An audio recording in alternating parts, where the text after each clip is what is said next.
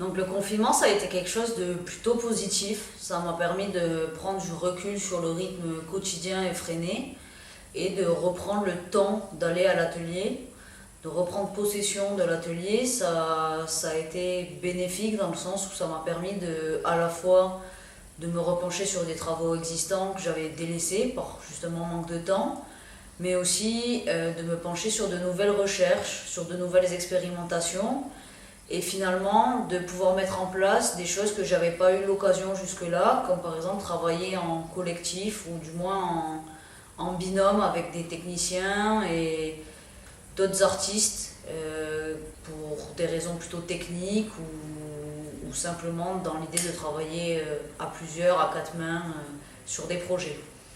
Donc ce temps-là, passé à l'atelier, ça a été une grosse partie de mon confinement, mais ça a été aussi, comme tout le monde, beaucoup de temps chez soi.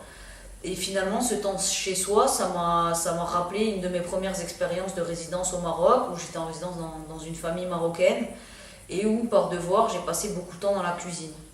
Et comme beaucoup de gens, durant ce confinement, j'ai aussi passé beaucoup de temps dans la cuisine. Et la cuisine, finalement, de manière générale, est réapparue au centre de mes préoccupations. Ce temps dans la cuisine et tout ce qui peut s'y passer, c'est-à-dire la répétition des gestes instinctifs et répétitifs de manière quotidienne, ça m'évoque l'idée d'un territoire où il se passe des gestes résistants, des forces mémorielles. Pendant ce confinement, la cuisine était devenue un territoire collectif où la parole était libre et où on se retrouvait chaque jour pour échanger à propos de ce que chacun d'entre nous vivait.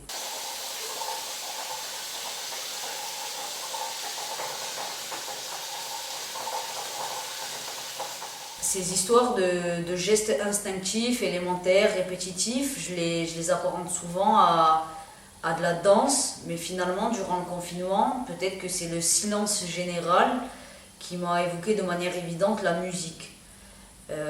Dans la cuisine, j'ai la sensation que chacune crée son propre style, sa propre façon de composer, de jouer, de créer des variations, des accords. Et donc voilà, donc la musique elle est apparue finalement durant ce confinement pour moi dans la cuisine en observant les personnes avec qui je vivais cuisiner et où j'ai commencé à les écouter cuisiner. Donc finalement ces croisements mutuels entre la musique et la cuisine m'ont poussé à vouloir créer une symphonie culinaire. Et c'est ce que j'ai proposé comme projet au FRAC. C'est-à-dire qu'en portant une attention particulière aux propriétés sonores de chaque élément de cuisine, par exemple une cocotte minute, une cafetière, une bouilloire, une plaque électrique, j'ai souhaité créer des variations musicales pour former une consonance. Pour cela, j'ai travaillé en collaboration avec un musicien, Jules Ribis, et nous avons ensemble commencé à concevoir cette installation faite à la fois d'éléments traditionnels culinaires et de micros plutôt innovants pour enregistrer chaque son de ces instruments culinaires.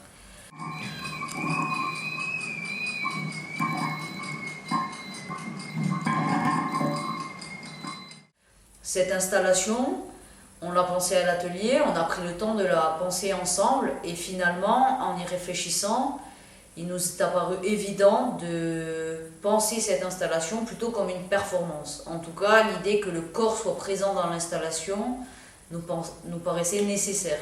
Et l'idée, c'était vraiment de rejouer ces gestes, ces rythmes qui peuvent se produire dans une cuisine et d'en rendre compte durant cette performance.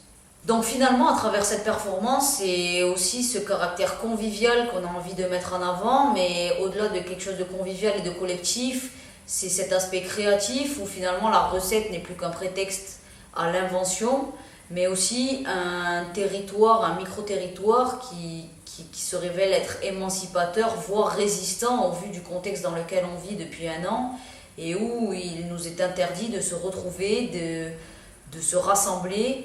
Et finalement, cette performance serait l'occasion d'imaginer des tours de passe-passe ou des manières de résister au contexte et à toutes les restrictions qui nous sont imposées.